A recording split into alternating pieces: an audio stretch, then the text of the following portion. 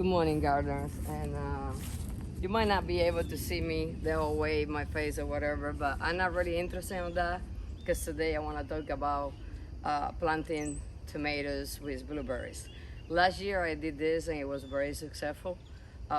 Literally, I don't know if this medium that I have here that is more acidic help, but you can go back in my channel and check one of those videos and pictures and stuff that I have with the tomatoes that I grew here.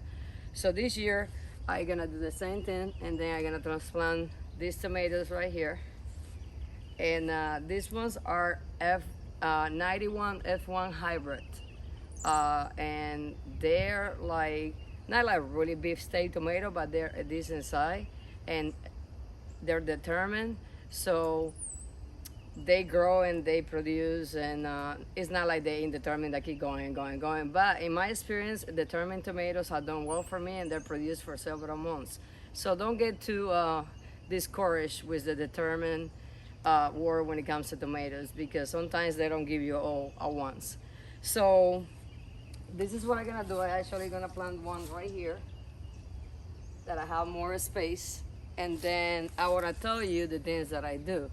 So right here I have a mix of I have some chicken manure, I have some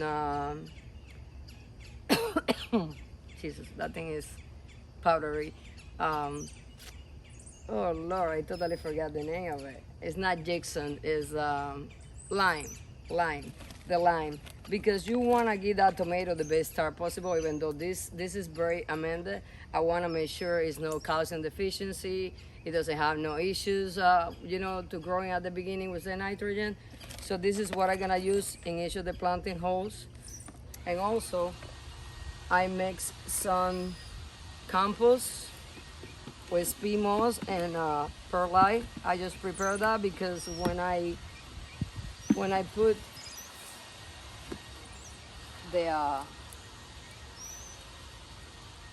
the I got some of those leaf what is it, grass growing in there, or like whatever you want to call it. They call it like silver dollar weed, and it's a pain, where. But anyways, when I get the pine straws away here, I want to make sure when I dig, because I'm gonna be digging, because I want to plant a little deep. So I wanna make sure I got some nice compost medium that goes in there, and then I will cover again. So it's not nothing complicated, like I always tell you guys. Sorry about my neighbors decide to go and cut something, or who knows. But all I do is literally I move this aside and I dig some of this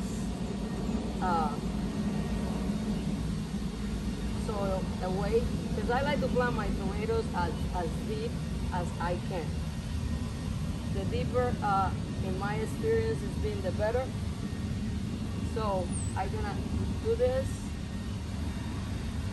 and then I'm gonna get some of this mix that I have in here, and I'm gonna be generous with it, because the last thing you want is that you got that beautiful tomato plant, and then the tomatoes start growing, they're beautiful, and next thing you know, you got that fruit rot, whatever the blossom and rot that is horrible, you know what I mean? Then you lose the whole tomato. So then I kind of mix it in there, in the planting hole. I get my tomato out, and this one is 2 plants in here, and I'm not planning to just grow one, because I think 2 determined will do just fine.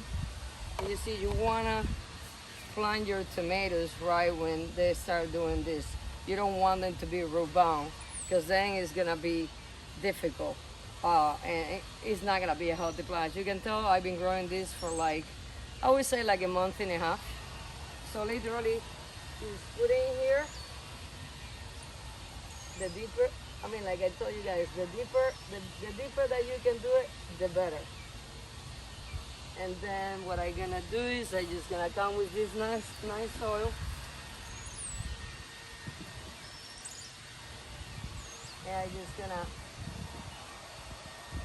put that all the way around so it gets some of that nice compost with a little bit of peat moss for drainage and perlite.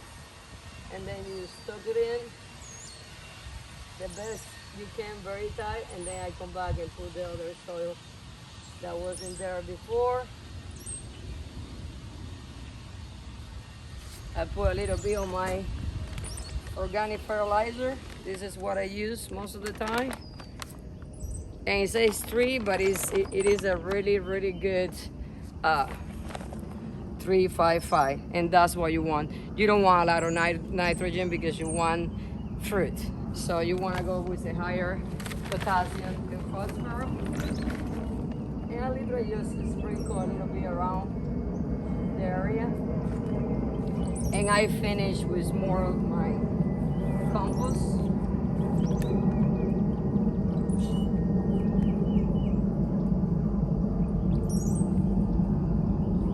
Again, you want to make sure that it's tight. I mean, the tighter the better. You don't have to be aggressive, but you want to make sure it's stuck it in really good. And then when you got all that, then I make sure I put back my nice mulch. As you know, I have my drip irrigation, so I can direct it more to that tomato for the time being. And that's it. Basically, now I'm just gonna get my gallon water container. I'm gonna put some fish emulsion.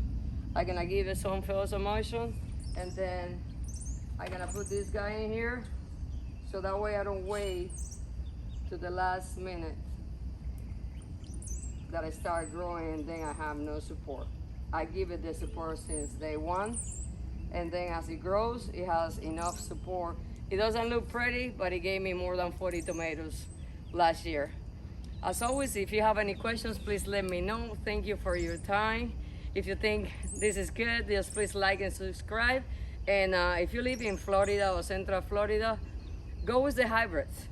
The hybrids, is nothing wrong with them. The only difference is that they're not an heirloom that has been grown for like 50, 80 years, but they're still good tomatoes, they're still good flavor, and they are designed or created for being disease resistant, pest resistant. So it helps you not to lose as many tomatoes since it's so hot and humid here in Florida. Thank you so much for your time. Keep on planting. I see you guys in the next video.